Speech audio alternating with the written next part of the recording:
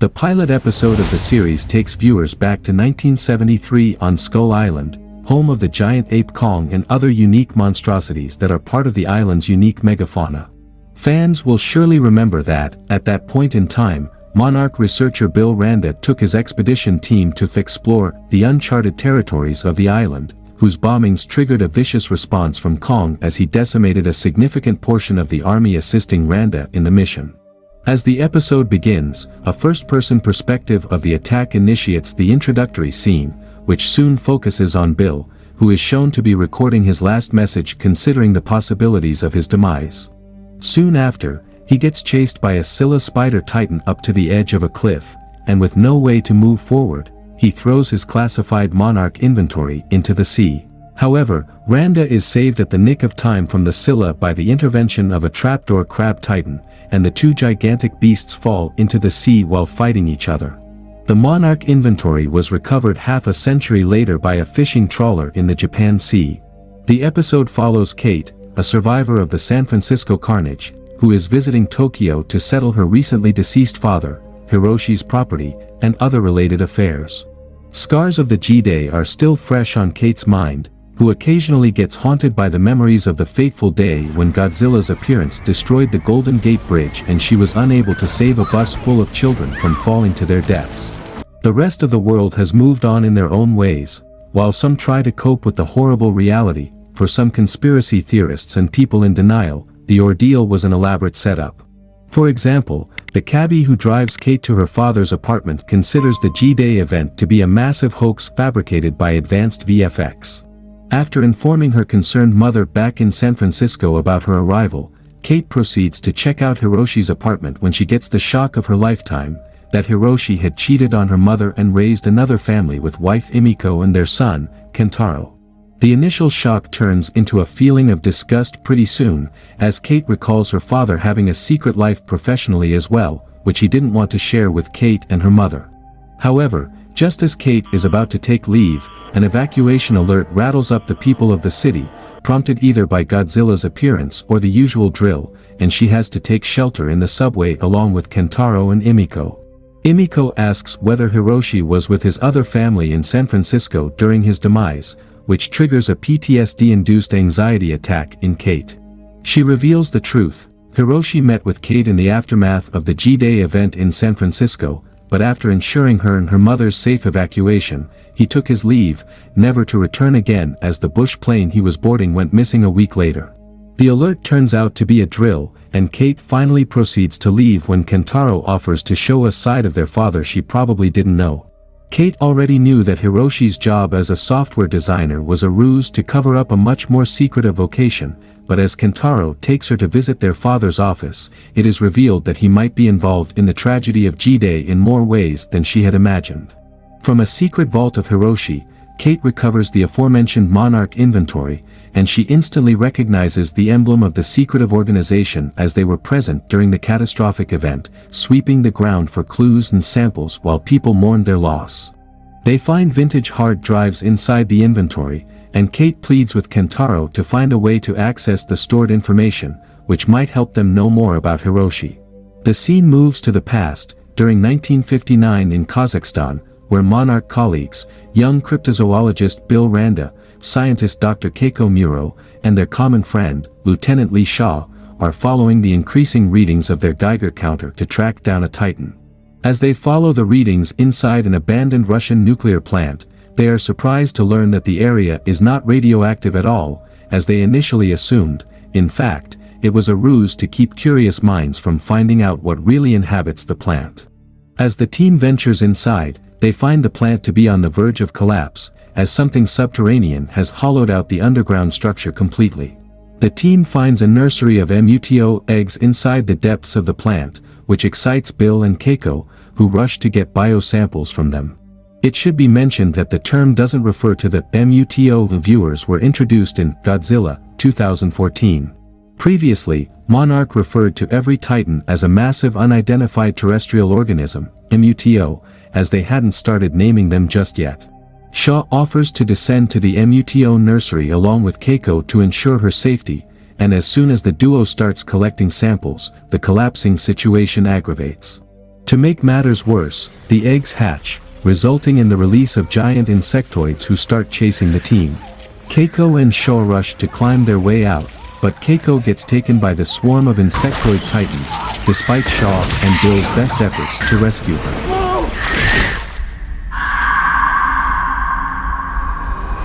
In 2015, Kentaro takes Kate to his ex-girlfriend, May, a game developer and freelance coder who is able to decrypt the classified Monarch files from the hard drive. However, her initial attempt to use an online tool to do so sends an alert to Monarch HQ, and two agents, Tim and Duval, are sent to seize Bill Randa's case files and to apprehend the people responsible for discovering them. Kate and Kentaro find out that their grandmother, Keiko, who passed away when Hiroshi was young, was involved in the Monarch situation as well, as from Bill Randa's drive they find a photograph of her standing atop what seems to be a footprint of Godzilla. Later, as Kate is about to leave Japan, Tim and Duval try to abduct her but fail to do so.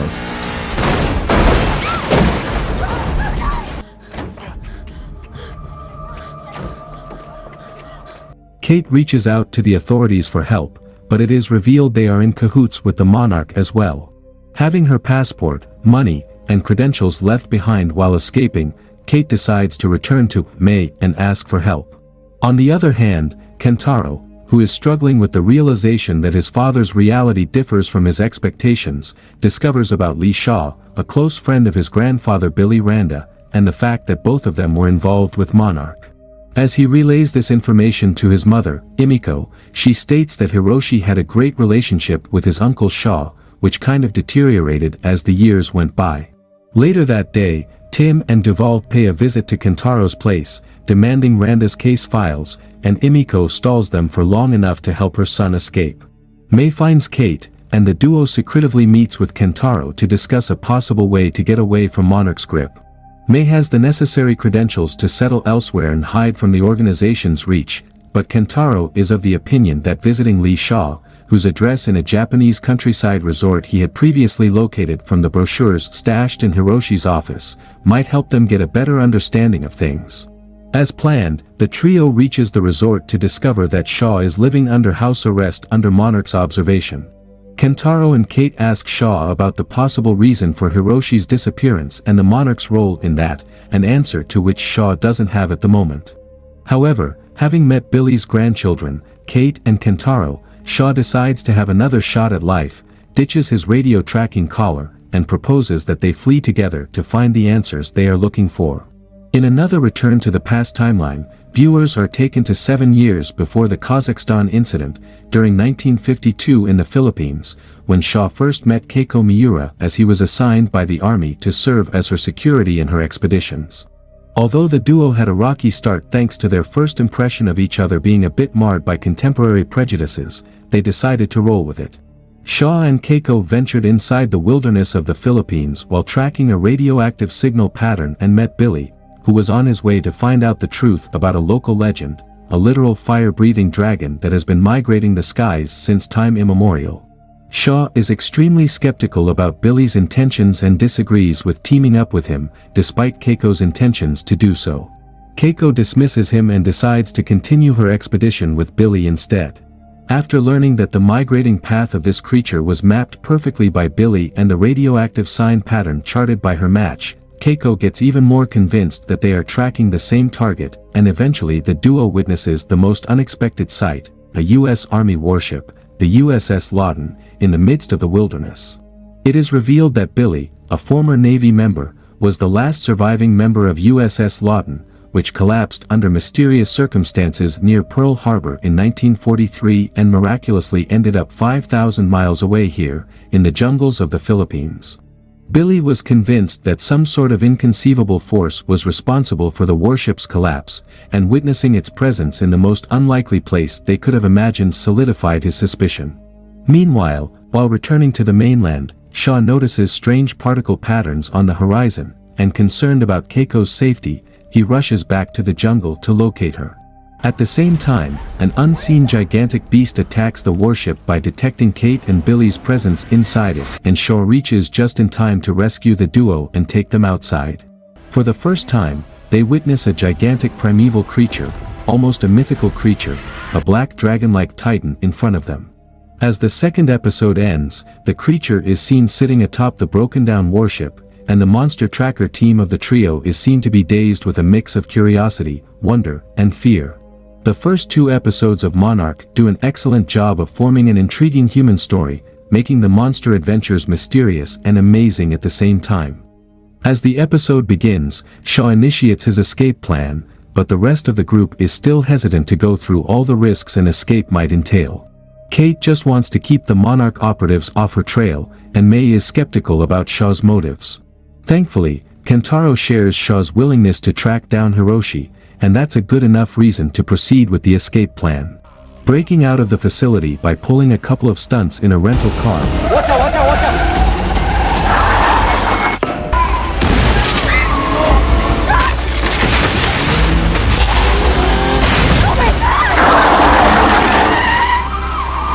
Shaw uses his military knowledge and explorer expertise to secretly board a cargo ship heading toward South Korea along with his new, younger associates. Kentaro is a bit surprised at May's willingness to accompany them, even though she has no personal stakes involved, but May insists on sticking around. She has lost her career and future prospects after being pulled into the Monarch business and wants to see this thing through to the end. Meanwhile, learning about Billy's archives at Monarch, Shaw opines that they might hold the key to finding Hiroshi, and further knowing that May has already digitized the information found in the hard disks, he suggests disposing of the physical copies of the archives to avoid suspicion. Kentaro protests, as he is not fully convinced as to why they need to follow Shaw's suggestions. It is understandable, as the amount of secrets he has been confronted with within a few days makes it impossible for him to trust Shaw right off the bat.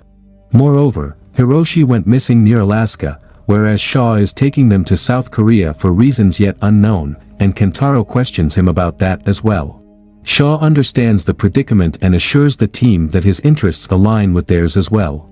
He states that before venturing out to find Hiroshi's whereabouts, they need to make a detour to Korea to find out about one of his old associates, who can help them in their search big time.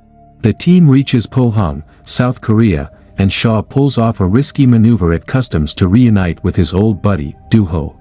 Back in 1954, 2 years after their encounter with the Black Dragon Titan at USS Lawton in the Philippines, the monster tracker trio, Bill, Shaw, and Keiko, are looking to fund their organization, Monarch, to explore the world in search of these enigmatic giants.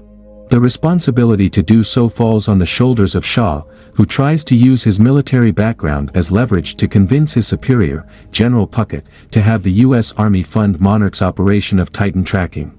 Keiko had surmised that the monsters feed on radioactive energy, and in order to continue their mission of tracking the monsters, they would need access to radioactive resources at the Army's disposal. A massive footprint of a gigantic monster recovered from Indonesia, which fans surely recognize to be that of Godzilla's, intrigues the general, and on the question of global security, he agrees to let the Monarch use 140 pouches of uranium to lure the monster out.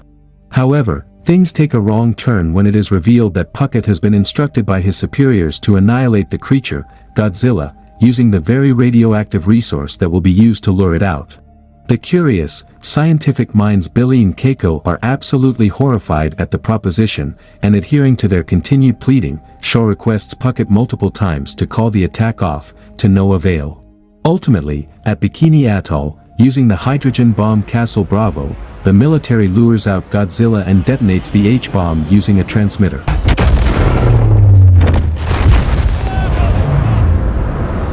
The episode doesn't clarify what happened to Godzilla, but fans surely know that not only did the king of the monsters survive, but the nuclear explosion even juiced him up further as well.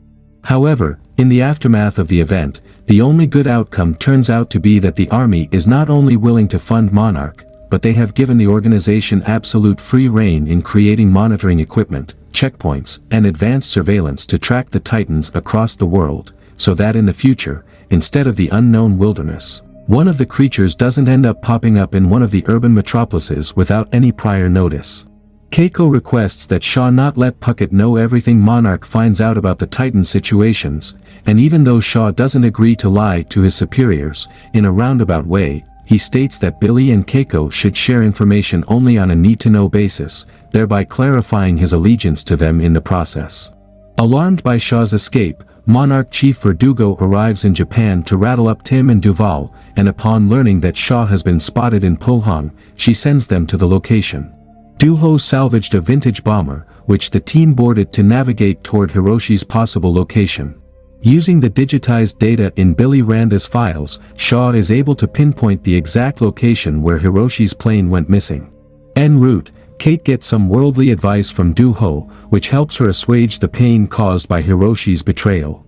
As the bomber soars over the exact location, it gets into a cataclysmic situation, and thanks to Shaw's last-minute improvisation, it safely lands on a snow-capped mountain. Fortunately or unfortunately, Hiroshi's crashed-down plane is also found in that exact area, and the team becomes anxious to know whether they'll find him as one of the deceased victims.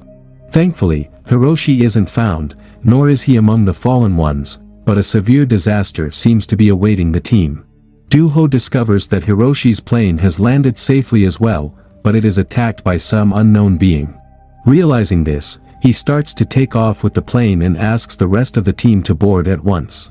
However, he is a bit too late, as a star-nosed mole-type gigantic titan emerges from within the snow, destroys the plane, and uses ice propulsion powers, killing Duho in the process. The fate of the team remains uncertain as the episode ends on a cliffhanger, similar to the previous 2 chapters. It is unlikely that Hiroshi survived a danger of this magnitude, and it seems like only Monarch's intervention can save the team from the impending disaster caused by the Ice Mole Titan. The episode begins in the series' present timeline 2015 at Monarch Outpost 47, where Agent Barnes notices massive gamma-ray readings around Alaska, which are possibly the highest recorded since the fateful G-Day. Viewers know the source of the radiation to be a new Titan, Frostvark, whose sudden appearance has hit Shaw and the team like a hurricane. Alarmed by her findings, Barnes immediately contacts Monarch HQ and requests to directly communicate with the organization's chief, Verdugo. Barnes informs her that almost a pulsar-level radiation surge has been located in Alaska, something like what was previously observed in Yukon Flats and Janjira when the first Titans emerged. Series fans will surely remember the awakening of Mudos during the events of Godzilla 2014 and how their radiation readings brought Godzilla out as well, which is the incident Barnes is referring to. As Verdugo and other Monarch higher-ups discuss Barnes' findings, the mention of G-Day raises signs of discord within the organization. The military knobheads consider the emergence an assault on humanity, while the most curious minds choose not to take a moral stance while dealing with something as unknown and unpredictable as prehistoric atomic-powered giants. Upon Verdugo's request, Tim interferes in the midst of the squabble and duly reminds them about the importance of Bill Randa's archives regarding the entire situation, which is also the reason why they need to pursue Lee Shaw, who possesses Randa's findings at the moment. Irrespective of their stance regarding the Titans, the fact that G-Day was a tragic event is unanimously agreed. The potential repetition of a similar situation is the reason Monarch was founded in the first place and also what united the members for the greater good. However, it seems Tim might have an ulterior motive of his own, as he remains extremely fixated on the Bill Randa archives, and his personal motivation has been hinted at previously by Verdugo as well. At Alaska, the reason behind the pulsar-level radiation, the Frostvark, continues its rampage, which almost leads the rest of Shaw's team to meet the same fate as Duho's. While escaping, the team hides under an ice crevice, and May accidentally gets drenched by falling in an ice puddle, increasing her risk of getting affected by frostbite. Kentaro mentions noticing a possible shelter nearby, which he had noticed previously while Duho's bomber flew over the area. Unfortunately, none of the others had noticed anything such, and they refused to follow directions solely based on hunches. Kentaro continues pleading with the group, as he believes Hiroshi might have taken refuge in the shelter he had noticed previously. Eventually, Shaw asks him to venture out on his own and seek help if possible, while the rest of the team continues on a different path, which, according to Kate, might lead to a nearby locality.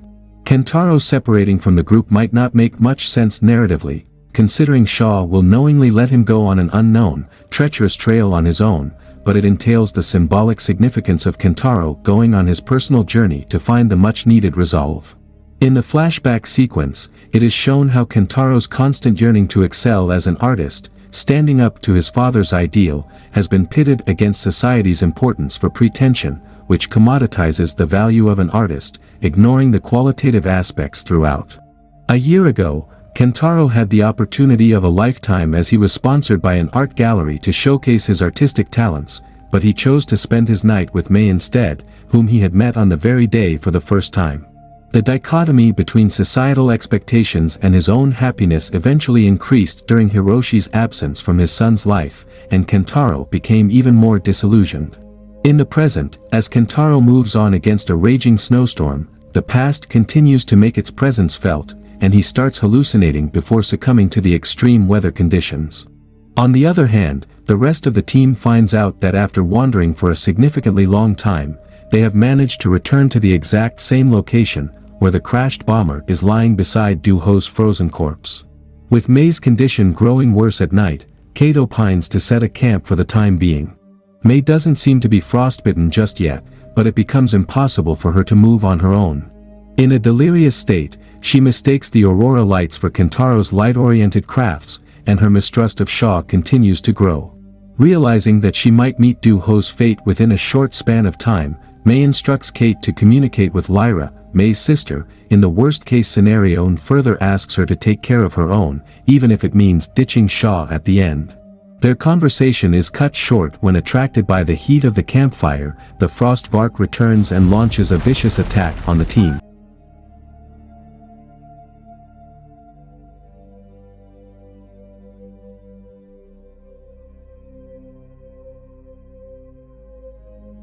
In a precarious state, an almost unconscious Kentaro's memory starts getting convoluted, and he sees his father, Hiroshi, in his visions. The reassuring vision of Hiroshi instills confidence in Kentaro, and almost like magic working on him, he wakes up and starts hallucinating about his father's presence around him. Eventually, he stumbles across a dilapidated research station, and there are visible signs of Hiroshi visiting the place as well. The communication system at the station seems to be barely working, for which Kentaro asks for help. Meanwhile, using the heat-seeking trait of the Frostvark, Shaw attempts a suicide mission to buy Kate and Mei some time, as he plans to attract the monster by igniting fuel packs. His plan works.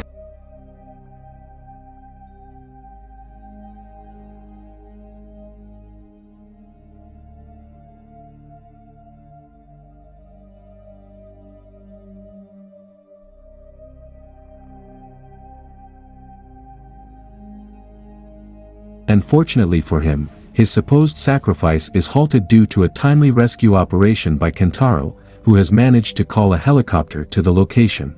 The team is rescued from the Frostvark's assault, and as Shaw watches over the territory, he notices a mysterious chasm simmering with resplendent lights, which probably indicates Hollow Earth's connection or the presence of other titans, which might get highlighted in the upcoming episodes. Later, Mei is given emergency medication, and she is seemingly out of danger as well. Kentaro gives details about the research station to Shaw and Kate and reveals that Hiroshi had visited the place and apparently fixed the communication system as well, which allowed Kentaro to call for help. Shaw laments the loss of Billy Randa's archives, as Mei's laptop, where the digitized version of the data was stored, seems to have been frozen to inactivity during the Snowvark's attack. But even more disappointment awaits the team when the chopper lands and they meet Monarch agents, Tim and Duval, greeting them. Episode 5 begins at Monarch's outpost in Alaska, where Mei, Kate, Kentaro, and Shaw are taken by the organization agents and are being held captive. After nearly getting frostbitten, Mei is gradually recuperating, while Kate and Kentaro are getting restless as their questions addressed to the organization's higher-ups remain unanswered. Duval goes to Mei with the damaged laptop where Mei had stored Bill Randa's findings, and assuming that she has already created a backup, Duval asks her to hand it over. As Mei refuses, Duval promptly reminds her that Monarch has looked into their past, and they are aware of her sister Lyra's close bond with her. Before leaving her with Monarch's communication details, Duval's passive-aggressive threat implies that if Mei doesn't change her stance about assisting Monarch soon enough, she should be worried about severe repercussions. Monarch Chief Verdugo and her associates Tim and Duval discuss their possible course of action regarding the three of them. Tim opines letting the Randa kids know about their family's legacy, the Monarch and its objective, to which Verdugo vehemently disagrees. Duval suggests the idea of letting the trio go on their course, searching for Hiroshi Randa, and tracking them covertly so they might get their hands on Bill Randa's findings. Meanwhile, Verdugo can rattle up Lee Shaw to learn what might be the reason for his sudden escapade with 3 young associates. Tim arranges for the necessary measures to let Kate, Kentaro, and May return to Tokyo, and as he departs, his deliberate verbal discouragement works like a charm as Kentaro gets triggered to continue on their former course of finding Hiroshi. Kate suggests checking Hiroshi's office at his other home, San Francisco, to learn where he might have been headed, and thus the team, except Shaw, would venture to the other side of the globe. On the other hand, Verdugo decides to have a one-on-one chat with Lee Shaw and begins her session by reminding the former Monarch founder about the past days by playing video recordings featuring Keiko, Bill, and his younger self. Once customary pleasantries are out of the way, Verdugo cuts to chase, as she wants to know whether Shaw has shared some very particular confidential details with the Randa siblings and details about Bill Randa's family. Shaw denies sharing information with the kids and calls out Monarch for being totally ineffectual in Titan crisis management. He mocks the Monarch, especially Dr. Serizawa's decision regarding G-Day, of letting Godzilla and MUTO battle, and asks Verdugo to speculate on what could have transpired had Godzilla failed to end the primeval threats. Needless to say, by now Verdugo is tired of getting her patience tested, and she warns Shaw with severe consequences lest he doesn't reveal what Bill Randa's files contain. Shaw isn't intimidated and once again calls out Monarch, this time directing his statement towards the rest of the operatives who are watching the interrogation from the other side of the screen, Tim and Duval in this context. Kate, Kentaro, and May reach San Francisco, and the ruins of the Golden Gate Bridge remind viewers of the viciousness of the Titan calamity at once. Post-G-Day, this part of the world has coped differently, and profiteering middlemen have taken charge to commoditize tragedy by organizing trauma tours, creating bunker shelters for the affluent, paranoid customers, and whatnot. Anyway, for so long, Kate hadn't informed her mother, Caroline, about the shocking revelation of Hiroshi's second family in Japan, and quite obviously, Kentaro's arrival comes as a shock to her. Kate has an argument with her mother in private, as she is livid about not seeing her react as strongly as she had hoped. Perhaps Kate's own emotional turmoil let her expect a similar reaction from her mother Caroline, who seems to be too weary of the drudgeries of life to hold her grudge against her husband forever. She shares that the news of Hiroshi's cheating didn't come out of the blue, as she had anticipated his extramarital relationship previously, but to keep the peace in the family intact, she chose not to call him out in the end. Hiroshi's office lies amid the Titan battle-devastated site of the city, and Kate plans to venture inside by infiltrating military surveillance. Caroline works as a licensed scavenging crew on the site, and Kate convinces her to escort her, May, and Kentaro inside. As the trio reaches the site and moves towards the abandoned, dilapidated cityscape, a dystopian world unfolds in front of viewers, which perfectly highlights the severity of the tragedy experienced in the wake of the Titans. It almost reminds us of Sam and Ford Brody's exploration of the dilapidated Janjira nuclear power plant in Godzilla, 2014. Kate's PTSD is triggered by the sight of the places that were once dear to her being in ruins, which reminds her every passing moment of how much she has lost. In a flashback sequence, Kate's love life with Dina is shown, with whom she was going to start a new phase of life. Kate used to teach in a high school and remembers how, a day before G-Day, much like other naysayers, she brushed off her students' concerns about Titan's emergence in other parts of the world as a government prank. The trio escapes getting caught by the military twice and enters a subterranean collapsed site while being chased. By now, Kate's PTSD has taken hold of her mind, and she almost hallucinates her father Hiroshi in Kentaro. Furthermore, in the flashback, it is shown how Kate secretly cheated on her girlfriend and, in the end, was separated from her, which doubled up her survivor's guilt in the process. Not only did she lose the students she was meant to protect during the destruction of the Golden Gate Bridge, but she also lost the person she loved, whom she unknowingly denied the right to truth even before her death. A distraught, shell-shocked Kate is unable to proceed, and Kentaro entrusts May to comfort her while he goes to find a way out of the collapsed area. May assures her faith in Kate, and to assuage Kate's guilt-ridden psyche, she reminds her that without her help, May wouldn't have survived in the Alaskan wilderness. Kate gathers herself up somehow, and Kentaro joins the band to take the team to the surface by following a cat trail. Finally, the team was able to locate Hiroshi's office, where they initially struggled to find any secret vault or, for that matter, anything that might indicate his whereabouts. However, after superimposing one of Keiko's radiation pattern maps on Hiroshi's specialized world map, Kentaro and Kate are able to pinpoint several locations across the world, which connect San Francisco, Alaska, and extend to Africa. Realizing that Africa is where Hiroshi might have headed next, the trio decides to once again embark on their globetrotting mission. Before taking her leave, Kate reconciles with Caroline and informs her about Hiroshi's survival.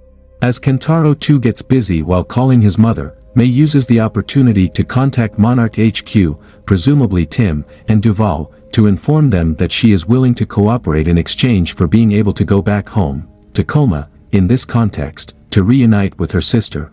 May's supposed betrayal adds a new dimension to the series, as so far, the strong dynamic between the team will be tested in the worst possible way if Kentaro and Kate fail in their attempt to locate Hiroshi due to Monarch's interference. Her murky past might be connected with the Titan situation in more ways than previously assumed, which will be revealed in upcoming episodes. Additionally, Shaw's secret, which he hasn't yet shared with Randa's grandchildren, is another intriguing mystery that might be connected with the larger world building of the Monsterverse as well. The sixth episode, titled Terrifying Miracles, brings characters of the past and present to a spectacular confrontation with the king of the monsters, and the timeless essence of the legendary creature gets perfectly captured in the process. The third episode highlighted how Shaw had managed to convince General Puckett into letting Monarch get financial support from the United States government, and as the sixth episode begins, the problematic sides of the deal start surfacing. The scene opens in Washington, at the Defense Industry Federation's Summer Ball, where we meet Shaw and Keiko, who need to sway the minds of top-ranking defense secretariats to grow Monarch's influence on a global scale. During the course of the discussion, viewers are reminded of the recency of the Second World War, as Keiko's identity as a Japanese scientist causes Puckett to utter a barely guised racist assumption. Later, Keiko expresses her grievances to Shaw, who has by now found himself in a precarious situation of being stuck between life as a monarch explorer and allegiance to the army. Shaw expresses his trust and appreciation for Keiko's strength of character, and the duo gets close while dancing at the ball. Bill Randa, who preferred not to attend the ball to spend time researching Titans, finds substantial proof of the existence of a living Titan near Japan through isotropic radiation patterns, which Keiko identifies as nearly identical to the patterns that they followed in the Philippines when they came face-to-face with the Ion Dragon. Bill and Keiko plan to visit the exact location, but the duo finds Shaw unwilling to let Keiko go on a potentially dangerous mission like facing a primeval radioactive monstrosity. However, at the same time, Monarch's budget proposal presentation to the Defense Committee is another ordeal that needs immediate attention, and upon Bill and Keiko's request, Shaw disgruntledly agrees to stay behind to handle the meeting. In Alaska, Duval intercepts a Monarch transit carrying a captive Shaw and breaks him free. Turns out, being kept in the dark under Verdugo's command has tested her patience for just long enough, and seeing how Shaw's knowledge and Bill Randa's findings have proven to be much more accurate in assessing Titan shenanigans than Monarch's usual modus operandi, Duval has decided to turn her back on the established leadership. Additionally, Duval's personal stake is disclosed, as it is revealed she is the sister of Sandra Brody, the nuclear physicist who lost her life during the Janjira nuclear plant collapse caused by MUTO in Godzilla, 2014. Duval is one of those hapless souls who lost their loved ones during the emergence of the Titans, in her case even before the G-Day, and joined Monarch to never let the tragedy repeat itself. No wonder she grew restless due to Monarch's inability to handle the Titan situation and has started to act on her own. Thanks to May's tips, Duval learns about the location of the Randa kids and, taking Shaw with her, arrives right at Caroline's doorstep, as she assumes their search for their father, Hiroshi Randa, might inadvertently help in untangling the Titan situation as well.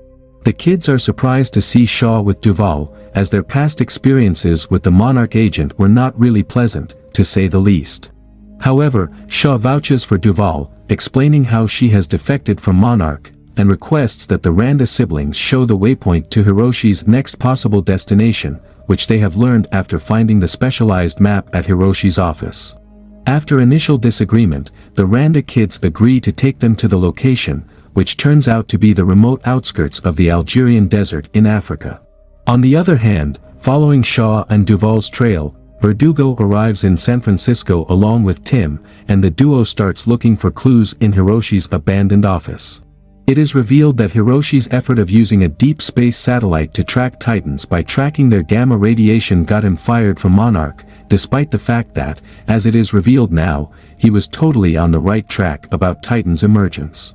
Tim connects the proverbial and literal dots by charting out the barely visible wall impression of Hiroshi's map, and Verdugo orders her subordinates in Monarch to track any sudden spike in gamma radiation across the globe, which might help them to find not only Shaw and the Randa kids but also Hiroshi and Bill Randa's findings as well.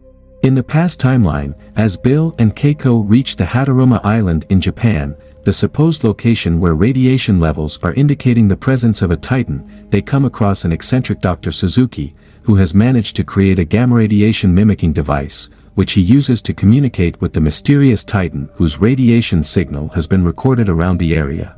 Meanwhile, Shaw, who by now has started growing feelings for Keiko, gets gradually restless, fearing the risks their mission might entail, and despite knowing how much his presence is needed during the budget appeal meeting with the Defense Committee, he approaches General Puckett to let him join his team in Japan.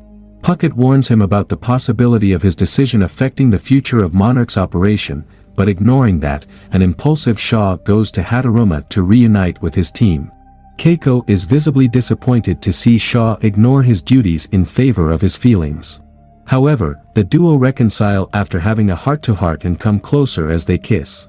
Keiko notices the gamma-ray mimicking device stopping on its own, and moments later, the device gets hurled in their direction at unbelievable speed. Even before they get over the shocking occurrence, the mighty Godzilla turns out to be the Titan in question, who briefly surfaces in a crocodilian-style dive before disappearing into the bay. The emergence of Big G puts everyone present through an emotional experience of their own.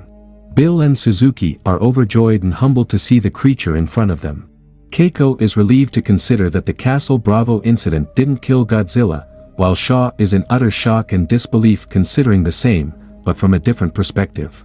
As they return to Monarch HQ, Shaw argues that they need to inform Puckett about their encounter with Godzilla, as the fact that the world's strongest weapon turned out to be ineffectual in harming the Titan can turn out to be a worrisome ordeal.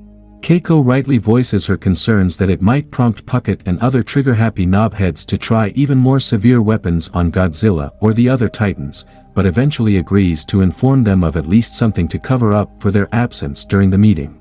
However, as they enter the HQ, they find out a complete overhaul of Monarch's leadership has taken place in their absence. Puckett had warned Shaw previously about such a possibility, and it's no wonder that the new military-minded leadership cares little to nothing about exploration or Titan tracking, as they instead are found busy turning the organization into a subdivision of the Defense Department of the States. One lousy mistake by Shaw cost the team dearly and changed Monarch's chain of command in such a way that it explains the organization's subverted modus operandi in the present timeline. Perhaps if Shaw and his team were in charge of the situation, events like G-Day could have been avoided. On their way to Hiroshi's supposed location, Shaw and Kate share a brief moment, as it turns out her stance regarding him has gradually become less hostile and more trusting. May asks Duval about her end of the bargain, and the former Monarch agent assures her of upholding that at the end of their mission. As Shaw and Duval bring the team to a campsite near the Algerian desert, Kate shares her unwillingness to assist, seeing Monarch henchmen working with them, but it turns out that a faction of Monarch's renegade members have decided to turn their back on the organization and, under Duval's guidance, are considering Shaw to be their new leader. Strange how history almost always finds a way to repeat itself. Shaw lost the leadership due to his foolishness and now has the chance to turn things around. Anyway, Kate is hesitant to continue the mission despite Shaw's earnest requests, noticing which Duval signs May to convince Kate, which works like a charm as the team continues their journey. After reaching the location highlighted on Hiroshi's map, the team indeed sees Hiroshi from afar, and the Randa siblings are overjoyed to see their father alive. After searching halfway across the world, the team has finally found Hiroshi Randa, and it seems it's time for a bittersweet reunion. However, their happiness turns out to be temporary, as Shaw notices Hiroshi's pickup van carrying a similar gamma radiation mimic, or, in this case, tracking device, and sees Hiroshi frantically waving towards them to flee from something. Shaw pleads with them to do so, but at the same time, Tim and a team of Monarch's mercenaries show up on the horizon in a chopper. However, even before the chopper could land, a vicious earthquake-like phenomenon occurs that completely destroys nearby areas, and Shaw and company barely survive the ruckus that ensues. The massive collapse turns out to be caused by the emergence of Godzilla, who was resting in the location for some time, and while waking from his slumber, he shares a glance with Kate, completely overwhelming her.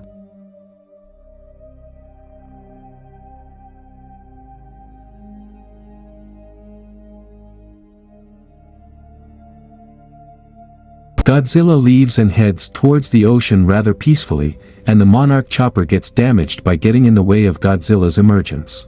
In the aftermath, Shaw and Duvall plan to follow Godzilla's trail using the map and come into a disagreement with the rest of the team.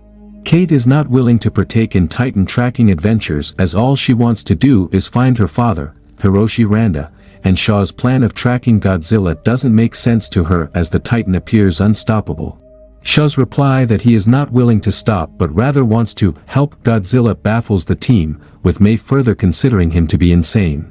Shaw offers the team to join his cause for one final time, which May and Kate promptly refuse, followed by Kentaro, who hesitantly agrees to side with them in this context. Along with Duvall, Shaw leaves the team with food and necessary supplies and directs them towards the nearest establishment.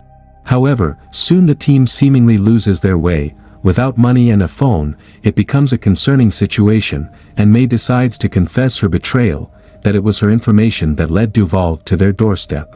Needless to say, the revelation strikes a discord between the team, and as the episode ends, viewers are left to wonder about the fates of everyone involved. The question the ending of the episode raises is what Shaw meant by helping Godzilla, which seems to be in conjunction with his previous claim that an incident even more severe than the G-Day is likely to occur sometime soon. The extent to which Godzilla's trajectory points towards another Titan threat like MUTO remains unknown, but one thing is certain, Hiroshi's waypoint and Shaw's Godzilla trail will inevitably converge again, which means the Randa siblings will eventually have to work together with Shaw irrespective of how they feel about Monarch. As the beginning of the episode takes viewers to the Algerian desert where Monarch's chopper crash landed, it is revealed that Tim was the sole survivor. The scene moves to Tindouf Airport, where Kate, Kentaro, and May prepare to return. The revelation of May's betrayal has affected the Randa siblings, and in their way, they have coped with the news. While Kate is concerned with learning Hiroshi's modus operandi, Kentaro has become jaded and blames their father for abandoning them. In the meantime, May gets abducted by a couple of shady-looking agents, who fly her out of the country. There were indications provided in the course of the last 6 episodes that May might have been involved in a situation that not only threatened her own life but also endangered her family. That was the reason she was forced to leave her home and eventually made a deal with Duvall to rat on the Randa siblings' whereabouts. It turns out that May had been hiding from some influential people, and in doing so, she covered up her identity. The episode takes us 3 years back in Seattle, where master programmer Cora Mateo May's real name gets roped into a lucrative job offered by Applied Experimental Technologies, AE, Chief Brenda Holland. More than the exorbitant amount of salary, Brenda's promise, that joining their company will allow her to help physically challenged people, piques Cora's interest, and she agrees to take up the job. Months later, Cora is dissatisfied by the seemingly docile nature of her job, as Brenda's promise of providing her a chance for the greater good seems to be a misdirection. To add to her confusion, her programming skills have also been used in a certain cybernetic neural enhancement without her knowing the details or reasons involved, which makes her suspicious about Brenda's motive. When her efforts to have an honest conversation about all this get shot down by Brenda, Cora takes it upon herself to venture into the rabbit hole and discovers the horrifying truth behind the AET. She finds out that the cybernetic enhancements, which became operational due to the code she wrote, were being used as contraptions on captive animals who were being tortured. A crestfallen Korra decides to sabotage AET's database and eventually becomes their target. This was the reason she left her home, changed her identity, and settled in Japan, until fate, or specifically, Monarch-related affairs brought her under AET's radar once again and she was abducted by them. As the realization dawns upon Kate and Kentaro that May's life might be in grave danger, they find a battered-up Tim, who somehow made his way to the airport from the desert. Initially, Kate suspects Monarch's involvement in May's abduction, but Tim dismisses her accusation and defends Monarch's position as a peacekeeping organization, contrary to her assumptions that it is a secretive government group plotting against the rest of the world. Their conversation with Tim further reveals Hiroshi's curiosity surrounding the majestic creatures and humility to accept humanity's insignificant place in the vastness of nature inspired Tim a lot. Traits that were inculcated in him by Bill and Keiko. As for Hiroshi's motive, Tim assumes that he is trying to stop another Titan emergence and, hence, tracking Godzilla across the globe. The conversation eases Kate's frustration a bit, and she asks Tim's help in finding May in exchange for Shaw's whereabouts, whom Monarch is trying to track down desperately. After a chat with Verdugo, Tim agrees to help the duo and also shares secrets about May's true identity with them. After all, it was already revealed that Monarch was aware of May's past, which is why Duval was able to make a deal with her in the first place. Kate and company arrive in Seattle at May's household, and her family seems oblivious to her current situation, everyone except her sister, Lyra. A conversation with her reveals AET to be the culprit, and before reaching their HQ, Tim uses a citywide Titan alert system to cause momentary panic among the masses, which allows the team to infiltrate with ease. The chief of AET, Brenda, reveals that she is aware of May's recent globetrotting adventures involving Titans, and seeing her friends come to rescue her, she gets excited as the company's large-scale plan involves using the cybernetic neural enhancement on a creature like Titan. She plans to allow May to go scot-free, but in reality, she will use her as an informant, detailing all the Titan-related findings she can learn from the Randa siblings. Already repentant for her past actions, May refuses to act as someone else's puppet any longer, and as Kate, Kentaro, and Tim arrive to rescue her, May promptly sends them away. In the meantime, irritated by Tim's Titan alert stunt, Verdugo arrives in Seattle and takes the team along with her, only to be coerced by Kate to make a deal with AET to gain May's freedom in exchange for information involving Shaw. By now, Shaw's influence on Monarch's renegade team and Duval has started to shape up disastrously, which we will discuss later. Anyway, Verdugo accepts Kate's proposal and convinces Brenda to allow May to gain her old life back. What follows is an emotional reunion, as May returns to her family after a long period and later rejoins Kate and Kentaro out of gratitude. Adhering to Tim's suggestion, Verdugo decides to make Monarch's existence public and, through a sincere speech, delineates the organization's role in the context of human-Titan relations. However, secretly, Verdugo's bargain with Brenda involved providing information regarding Titans, and it is revealed that AET's secretive division is Apex Cybernetics, which was responsible for creating Mechagodzilla in Godzilla vs. Kong. On the other hand, emboldened by Duval's team of renegade members of Monarch, Shaw sets a destructive plan in motion. Shaw takes control of Monarch's outpost in Alaska, and Agent Barnes, who manages to flee from the outpost in the nick of time, informs Verdugo about the situation. The reason to seize the particular outpost is revealed when Shaw gathers a significant amount of explosives stashed in the facility and takes it close to the mysterious rift that he had noticed while escaping from the Frostvark, along with the Randa siblings. The glowing, radiating rift seems to be a pathway or sinkhole that leads to Hollow Earth, and Shaw commands his troops to set charges around it. Using the Titan's heat-seeking ability, Shaw manages to lure out the Frostvark, and as it comes to the rift's proximity, the explosive charges initially cause massive destruction. As a result, a tumultuous situation arises as the rift implodes into a singularity-type phenomenon and, almost like a vortex, starts to pull everything close inside it. After a fiery explosion, the surrounding area, the chopper that lured the Titan, and the Frostvark are nowhere to be found, apparently destroyed in the severe impact, and Shaw lets out a triumphant, almost maniacal laugh in response. The current chief supervisor of the organization, Lieutenant Hatch, turns out to be a real piece of work, as he not only tries to discredit Monarch's Titan tracking missions as a crackpot theory chasing wastage of government funds, but he also makes racist remarks about Dr. Suzuki's involvement in their mission and Keiko's past. It was an age of nuclear aggression where Russia and the States were pitted against each other, and like any other paranoid military knobhead, Hatch considers prioritizing national security over a much bigger, global problem. The provocative statements of Hatch at once trigger Shaw, and especially Bill, who lashes out and swings at the lieutenant at once.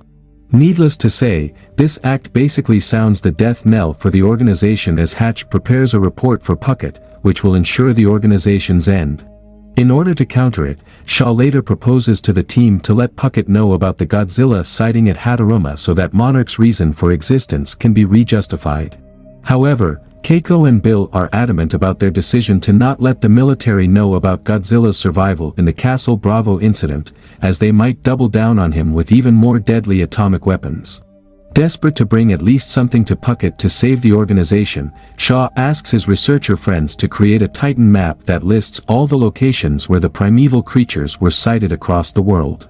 In the course of creating such a map, Bill and Keiko grow closer, and as Billy almost confesses his feelings for Keiko, Shaw overhears them.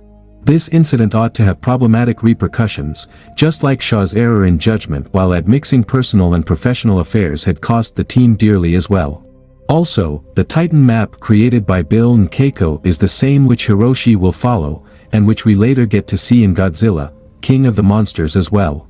In the present timeline of the series, Shaw and his team head toward the abandoned nuclear power plant in Kazakhstan, where Keiko lost her life during an attack by the insectoid Titan swarm all those years ago, as seen in the first episode. Memories of the fateful day huddle in Shaw's mind, and it is understandable that his remorse for not being able to save Keiko is driving him to do whatever it is he is doing. Reaching the site, Shaw and his crew rig the area with explosives. At Monarch HQ, Kate, Kentaro, and May visit Verdugo, and it is revealed that after Shaw's antics in Alaska, the gamma radiation across all the Titan sites in the world has increased to match that of the G-Day. If Shaw isn't stopped from carrying out his plan, a global disaster is imminent. In order to find a possible clue as to Shaw's destination, the trio of friends and Tim start looking into older Monarch files. Kate especially feels responsible, as their search for Hiroshi resulted in Shaw's involvement in the Titan crisis all over again. As she stumbles across her grandmother, Keiko Randa's death report, Kate gets a hunch that Shaw might visit the same Titan site in Kazakhstan, given the fact that she realized Shaw's feelings for Keiko during their conversation. Her assumption is also backed up by Tim's conviction, as he remembers the site to be on Hiroshi's map as well and notices increased gamma radiation like other Titan sites. As they inform Verdugo about this discovery, she prepares to send a small group of people to apprehend Shaw. Kate, who wants to reason with Shaw, volunteers to join the group and decides to take May and Kentaro along with him. For Tim, it's another chance for a Titan sighting, and he joins the group as well. Kentaro doesn't approve of Kate getting overly involved in Monarch's business, as he is still dejected by his father's apparent abandonment and reasonably doesn't think highly of the organization, which indirectly contributed to their grandparents' deaths as well. However, upon Kate's request, he accompanies the group on their mission to find Shaw. In the past timeline, one of the major questions Hatch had presented to the Monarch research team was how Titans lived and moved undetected across the globe, a question Bill and Keiko couldn't answer at the time. Later, as Bill ponders the prospect of the secretive dwelling place of the Titans by analyzing the map he and Keiko have created, a realization dawns upon him. Seeing an ant move to the other side of the map through a hole, Bill speculates about a secretive world beneath the surface of our own, with its unique geology, atmosphere, and ecosystem, where through multiple gateways scattered across the world, the Titans can move freely and emerge to the surface world. In Monsterverse, this is the inception of the Hollow Earth theory, which dictates the existence of a world in subterranean depths, surrounding Earth's core, and which we have seen in its full glory in Godzilla vs. Kong. Unable to contain his excitement, Bill goes to Keiko's residence to let her know about his theory and discovers her secret that Lieutenant Hatch was previously referring to. Bill learns that Keiko is a widow, and unbeknownst to the rest of the world, she is living with her son, Hiroshi, whom she has brought with her from post-war Japan to have a chance at a better life. As a woman, living in a politically turbulent foreign land has already been challenging for her, and she feared that the knowledge of her personal life would be used by others in exploitative ways, which is why she didn't reveal her secret. Bill understands Keiko's plight and proposes to her that he is willing to share her burden. The like-minded researchers are a better match than Shaw and Keiko anyway, and possibly none of them ultimately revealed Hiroshi's parentage to Shaw. Shaw, on the other hand, goes to General Puckett, and aside from providing him the Titan map, in his desperate attempt to save Monarch, he reveals the update about Godzilla's survival to him, betraying the trust of Bill and Keiko. Shaw's continual mistakes have brought Monarch into an ineffectual, miserable state, and it is evident from his actions showcased through each of the episodes. Back in the present timeline, Monarch's team reaches the nuclear power plant in Kazakhstan and finds evidence of the existence of the insectoid Titan. The group also finds out about another portal to Hollow Earth at the subterranean depths of the plant, which further validates Bill Randa's claims of Hollow Earth. However, they are ambushed by Shaw's crew, and adhering to Kate's request, Shaw expresses his willingness to discuss the situation with her. Shaw reveals that he has been to the other side, to the Hollow Earth, and has learned about Godzilla's unique role in the human-Titan situation. Shaw believes Godzilla is trying to maintain the balance between the human and Titan worlds on the Hollow Earth, keeping the emerging Titans in check by asserting his dominance. In his mind, Shaw is helping Godzilla by destroying the portals, and he is unwilling to believe Monarch's hoax of an impending global crisis triggered by the destruction of the portals. However, Kate rightly surmises that more than any noble mission to protect the world from the Titanic crisis, what Shaw is really doing right now is atoning for Keiko's death, for which he still blames himself. Shaw wants to honor his friends by continuing their work in his own way, by sealing off all the portals on Earth. Their conversation is cut short by the rumbling caused by the sudden appearance of a giant Titan insectoid, which causes May to fall down the portal, and eventually Kate almost gets pulled down by the Titan, but Shaw comes to her rescue at the last moment. It seems that by saving Keiko's granddaughter, Shaw will be able to absolve himself, but both of them eventually fall into the portal along with the Titan. As the episode ends, Kentaro and the rest of the team helplessly wonder about the predicament, and the charges explode, caving in the entire plant in the process. Like a major number of the episodes, Birthright ends on a cliffhanger, leaving viewers expecting a Hollow Earth adventure in the final 2 episodes of the series. The present episode, aptly titled Axis Mundi, takes viewers to the Hollow Earth, in the center of the planet, both in the past and present timeline, which creates a holistic experience as the episode explores relationship dynamics between the characters. Monarch Episode 9 begins in the past timeline, in 1962 in Kansas, 3 years after the presumed death of Keiko Randa. In his mother's absence, little Hiroshi has his stepfather, Bill, and Uncle Shaw by his side, who are trying their best to fill the emotional void inside him. Previously, it was revealed that Lee had managed to save Monarch from getting decommissioned by revealing information about Godzilla's survival to General Puckett. As a result of that, Monarch had received lucrative government funding and political backing, which had, by this point, culminated in the first daring expedition into the Hollow Earth, Project Hourglass. The goal of the initiative is to study the nature of the world of Titans and open a gateway to an entirely unknown section of the ecosystem. Thankfully for the Army, a Hollow Earth rift has been found right in the heartland of Kansas, allowing the operation to be as covert as possible. Along with the 3 other explorers assigned to the project, Shaw himself will embark on the journey in order to lead from the front. However, he has his own hidden intention, as he still has this sliver of hope that Keiko might have survived her fall into the Hollow Earth rift, and he considers their journey another chance to save her. Before taking his leave, Shaw visits Hiroshi one last time, and as a token of remembrance, he gives him a pocket knife of his own, the same one that Hiroshi has kept by his side all the time through the rest of his life. Promising the little kid his timely return, Shaw goes on to prepare for his descent into the rift. Dressed in specialized suits, the explorers are welcomed by the nation's topmost defense authorities with applause, lofty speeches, pomp, and grandeur. The visual similarities with the lunar expedition are pretty on point in this scene, and the makers deserve credit for establishing the Titan's lore in such a unique way. However, the vastly unique, cosmic nature of the rift doesn't allow regular objects to enter and pass through to the other side. Therefore, in order to let the explorers enter through the rift, Dr. Suzuki's gamma-ray mimicking device and a nuclear bait are being used to trigger a Titan emergence, which will create an opening, and allow a pod containing the explorers to drop right through. Things start going south as, right after the entry, the rift starts going through a vicious turbulence, followed by a large-scale vortex that destroys the rift at once.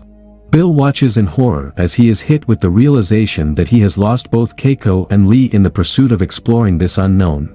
In the aftermath of the disastrous outcome of Operation Hourglass, Puckett lets Bill know that Monarch is officially done for, and even though he too mourns the loss of Shaw, he is unable to help Bill anymore.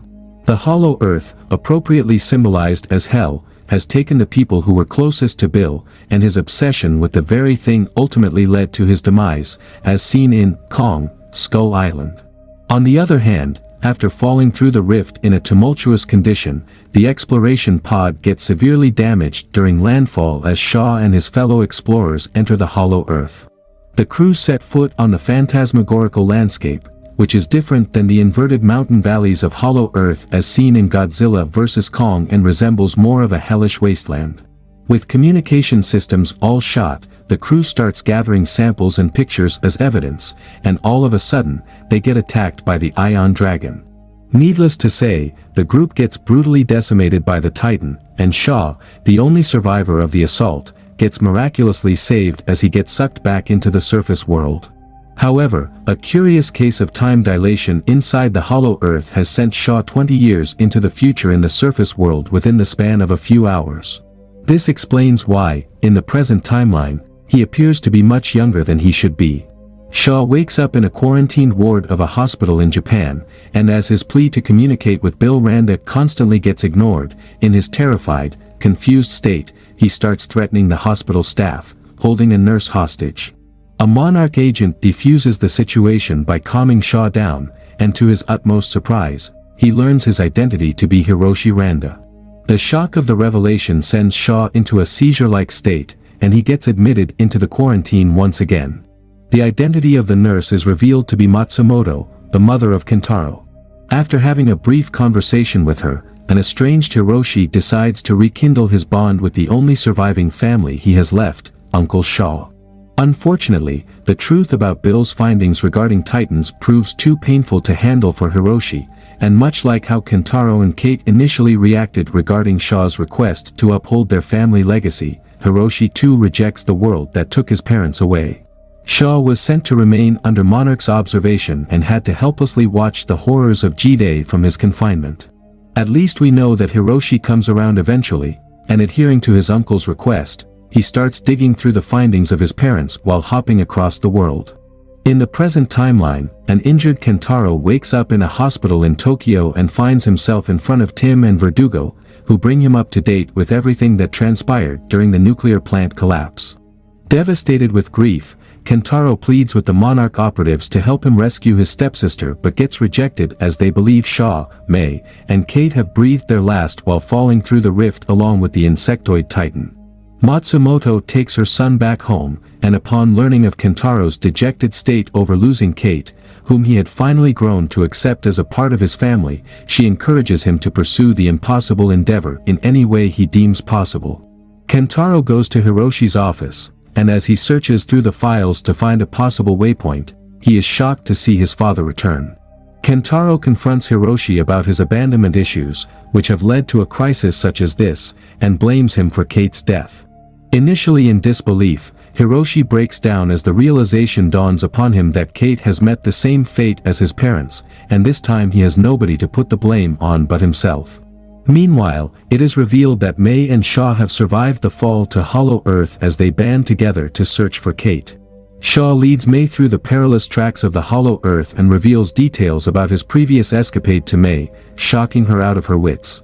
On the other hand, Kate wakes up on a different side of the Hollow Earth jungle and faces a warthog variety Titan, which charges at her.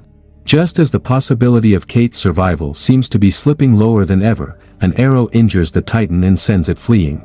Kate stares in disbelief as her rescuer turns out to be none other than her grandmother, Keiko Randa herself, who had seemingly survived the fall into Hollow Earth in 1959 and has barely aged a day due to the time dilation acting crazily in her case. Falling inside the rift along with Titan seems to be the reason Keiko survived in the past, and the trio of Mei, Kate, and Shaw were able to do the same in the present.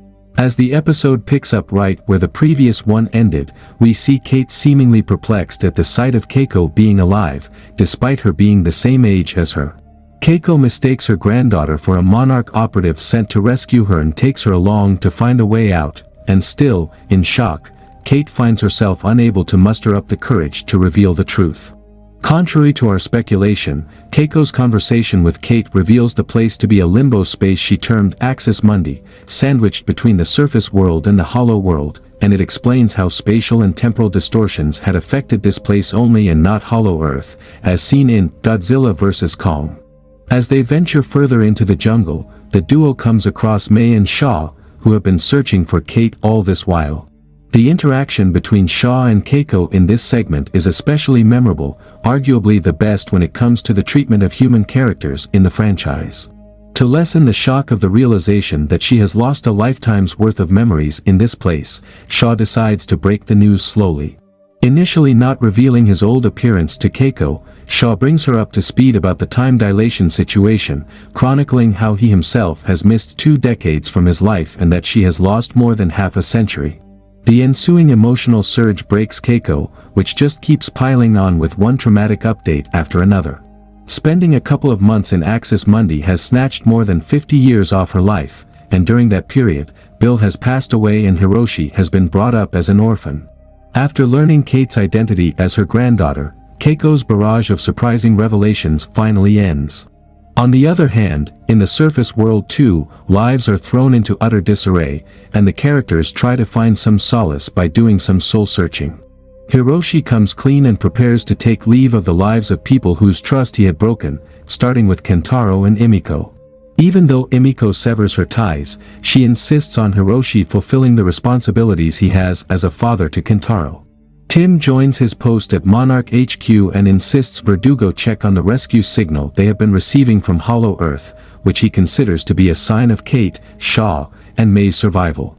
However, with the gamma radiation across all of the Monarch sites in the world jumping through the roof, Verdugo is unwilling to prioritize 3 lives by ignoring the plight of billions, and she advises Tim to quit his post if he finds her decision to be disagreeable.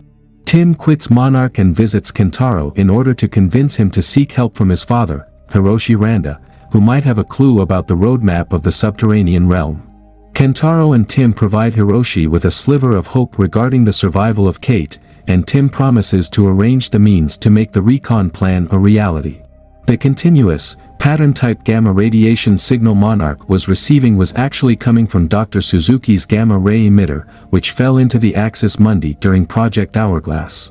Keiko had retrofitted it to act as a rhythmic signal emitter to send rescue signals to the surface world, and due to the reworked mechanism, it didn't attract Titans any longer.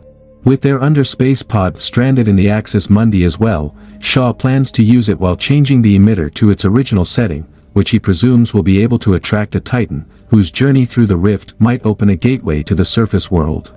As planned, Shaw and the rest of the team carry the emitter to the underspace pod, and en route, Keiko catches up with her old friend. Considering that she will find herself out of time in a world that has moved on and become a burden in the lives of others, Keiko initially refuses to follow the team and plans to spend the rest of her life in Axis Mundi. However, the rest of the team disagrees, with Shaw being able to convince her that there is much left for her to live for. As the team boards the underspace pod, which is still functional due to the temporal anomaly and uses Suzuki's device to attract a Titan, they once again lure Ion Dragon, the one responsible for the annihilation of Shaw's crew previously, who was already inside the Axis Mundi. Shaw goes out of the pod to fix the severed connection between the pod and the caller, and the catastrophic mistake almost threatens to sabotage their return, until a familiar savior arrives out of the blue, also getting attracted by Suzuki's Titan caller. Through the mystical rift, Godzilla arrives and engages in a brutal showdown with Ion Dragon, and the entire team witnesses the glory of the battle between 2 ancient beasts. Initially puzzling the Big G with its speed and guile, The Ion Dragon didn't stand a chance after Godzilla got his hands on it, as he proceeded to use his atomic breath on it before ripping off one of its wings with brute strength. Godzilla hurls the still-living body of the Titan into the rift, unwittingly creating a gateway to the surface world, which starts pulling the pod and collar inside it. Shaw hurries to enter the pod and latches onto Keiko's hands at the final moment. However, realizing that the additional weight is pulling the pod down, Shaw decides to let go to save the rest of the team.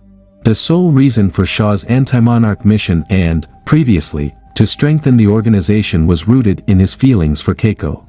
Fate has offered him another chance to save Keiko's life, and he has grabbed it with both hands by sacrificing his own life. A chance to protect the person he loves is everything he could have asked for, and therefore it can be said that he passed away with dignity. A devastated Keiko mourns the loss of the only friend she had as the pod travels through the rift and suddenly gets redirected to a different route to appear in the surface world. The team steps out of the pod in a secure facility and gets escorted by a private military of sorts, as they are greeted by Kentaro, Tim, and Hiroshi. After another bout of emotional reunions between the Randa family, May notices the Apex Cybernetics executive, the villainous Brenda Holland, her former employee, who was trying to create a cybernetic neural interface by experimenting on caged animals and had the ambition to do so with a Titan. As it turns out, 2 years have passed in the surface world already due to the time dilation, and in their effort to extract Kate and company from Axis Mundi, Tim sought the help of Apex. As for the location where the team has surfaced, it is revealed to be Apex's outpost on Skull Island, and as the episode ends, we hear the rumbling of another familiar behemoth. The king of Skull Island, Kong, rushes out in front, piercing the darkness of the jungle amidst torrential downpours, signifying his dominance with the iconic chest thumping and shouting out loud. More on the Monsterverse connection in a separate article. As the season ends, we faintly hope for Shaw's survival, given how Keiko survived in the Axis Mundi. But it is befitting that his sacrifice is given some heft, and the character takes leave with his arc closing in a satisfying manner. However, we sincerely hope to see more of Keiko Randa in the upcoming installments of Monsterverse, as her brilliant characterization as one of the founders of Monarch made the series all the more enjoyable in the first place.